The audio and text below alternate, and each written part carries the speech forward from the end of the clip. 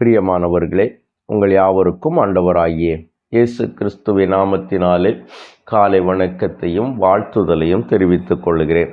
கர்த்தருடைய கிருபை நம் அனைவரோடு கூட இருப்பதாக.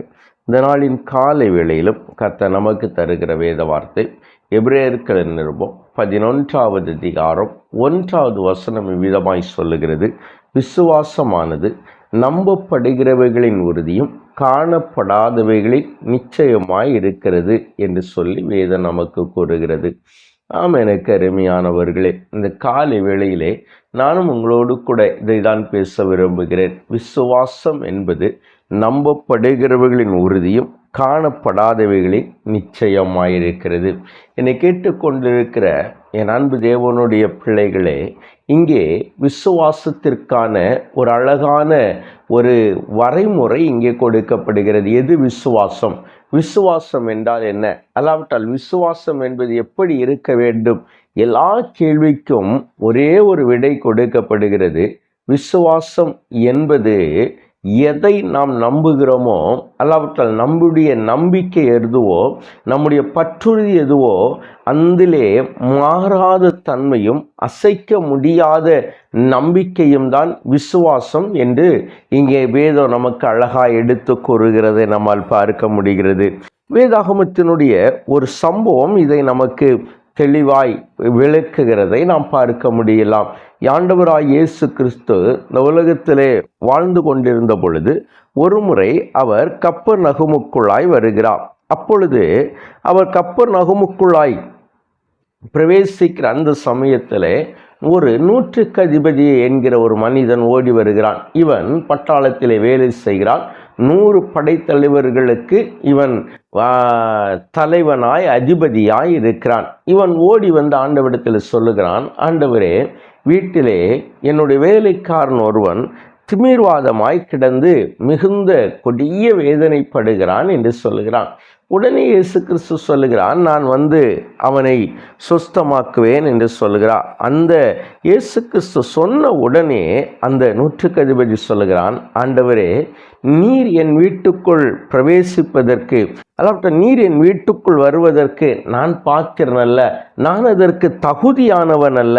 அப்பொழுது நீர் ஒரே ஒரு வார்த்தை மாத்திரம் சொல்லும், அப்பொழுது என் வேலைக்காரன் சுஸ்தமாகி விடுவான் என்று சொல்லி அந்த 100க்கு அதிபதி ஆண்டவரை வேண்டிக் கொள்ளுகிறான். இவன் சொல்லுகிறான்: நான் அதிகாரத்துக்கு கீழ்ப்பட்டவனாய் இருந்தும் கூட எனக்கு கீழ்ப்பட்டிருக்கிற அநேக சேவர்கள் உண்டு. ஒருவனை வா என்றால் வருகிறான், மற்றொருவனை போ என்றால் போகிறான், இன்னொரு வேலைக்காரனை இதை செய் என்றால் செய்கிறான். ஆனாலும் நான் இவ்வளவு செய்தும் உம்முடைய நீர் என்னுடைய வீட்டிற்கு வருகிற அளவிற்கு நான் தகுதியானவன் கிடையாது.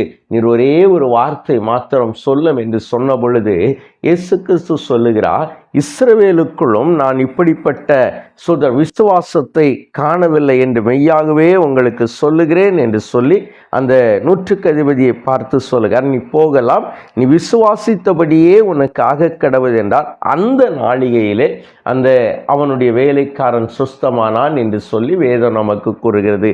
பாருங்கள், இவனுடைய சோதரம், அந்த நம்பிக்கையின் உறுதி எவ்வளவு மேன்மையானது என்பதை இங்கே நாம் பார்க்க முடிகிறது. என்னை கேட்டுக்கொண்டிருக்கிற என் அன்பு தேவனுடைய திருச்சபையே, இந்த சோதரம், இந்த 100க்கு அதிபதியுடைய நம்பிக்கை என்ன தெரியுமா? ஆண்டவருடைய வாயிலிருந்து புறப்படுகிற ஒரு வார்த்தை போதும். அவர் நேரடியாய் வந்து குணமாக்க வேண்டும் என்பதில்லை. அவருடைய வாயிலிருந்து புறப்படுகிற ஒரு வார்த்தைக்கும் வல்லமை உண்டு. இயேசு கிறிஸ்துவினுடைய வார்த்தை அற்புதங்களை செய்யும். இயேசு கிறிஸ்துவினுடைய வார்த்தை சோதரம் அது மகிமையானவைகளை நடப்பிக்கும் என்பதை இவன் முழுவதுமாய் நம்பினான். இயேசுவோடு கூட நடந்த சீசர்களால் நம்ப முடியாததை, இயேசுவோடு கூட நடந்த மற்றவர்கள் யாரும் விசுவாசிக்க முடியாதை, அவருடைய அற்புதத்தை கண்ட அநேகர் விசுவாசிக்க இயலாதை இந்த 100க்கு அதிபதி விசுவாசித்தான்.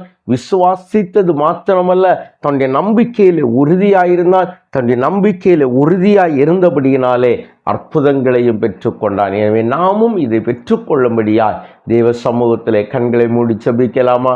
எங்களை நேசிக்கிற எங்கள் நல்ல தகப்பனே, இந்த நல்ல வேளைக்காய் நாங்கள் உம்மை நன்றியோடு துதிக்கிறோம். ஆம் ஆண்டவரே, நாங்கள் நம்புகிறவைகளினுடைய உறுதியே விசுவாசம் என்று என் ஆண்டவர் எங்களுக்கு கற்பித்து தருகிற ஆண்டவரே, இந்த சோதரம் ஆண்டவரே, 100க்கு அதிபதி ஆண்டவரே, உம்முடைய வாயின் வார்த்தைகளுக்கும் வல்லமை உண்டு என்பதை முழுமையாய் நம்பினபடியினாலே அந்த விசுவாசத்தின் மேன்மையை அவன் கண்டு கொண்டான் ஆண்டவரே.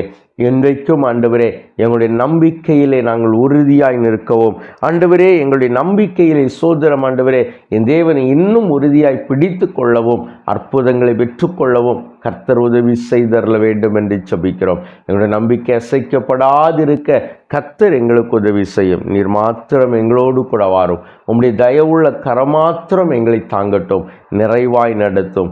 எல்லாவற்றையும் இயேசுவின் நாமத்தில் ஜெபிக்கிறோம் எங்கள் ஜீவனுள்ள நல்ல பிதாவே. ஆமேன், ஆமேன், ஆமேன்.